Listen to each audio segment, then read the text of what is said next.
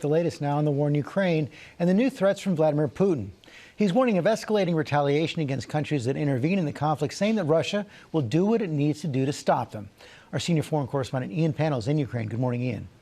Yeah, good morning, George. Incredibly, 3 weeks ago when we were last in Ukraine, this area was under the control of Russian forces. Today, of course, it's now held by the Ukrainians. The Russians have left the area, but the Ukrainians have to clear up the damage. What we're watching in the background are demining teams trying to make the homes and the buildings safe for people to come back to their villages. They're collecting grenades, anti-tank, anti-personnel mines, and rockets have been left on the ground, but some as booby traps to try and capture people as they return to their homes. And of course, this comes as we're seeing Russia's stiffest response yet to that support for the Ukrainian support down here on the ground.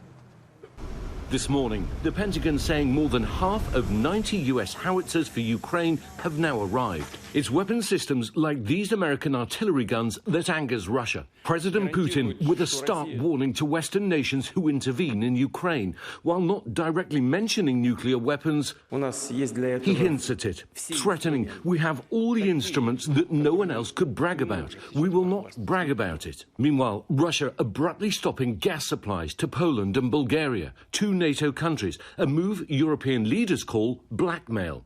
Ukrainian President Zelensky accusing Russia of weaponizing commodities, saying Russia considers not only gas but any trade as a weapon. And this morning, the United Nations Secretary General visiting the outskirts of Kyiv, the sites of some of the most horrific atrocities of the war. There is no way a war can be acceptable in the 21st century. The Secretary General flew here after meeting Putin in Moscow, where the UN says an agreement was made in principle to evacuate civilians trapped at the steel plant in Mariupol. Previous attempts to rescue them have repeatedly failed. A Ukrainian commander said to be inside the plant pleading for the civilians and his fellow soldiers to be evacuated to safety, saying if that doesn't happen, people here will simply die. This comes as new satellite images reportedly showing evidence of a third mass grave site outside the city. And now reports of explosions inside 3 Russian cities, some near the border with Ukraine. Over Belgorod, videos circulating online show an explosion in the sky and a fire at an ammunition dump. The cause of these explosions are unknown, no claim of responsibility, but an advisor to President Zelensky saying simply,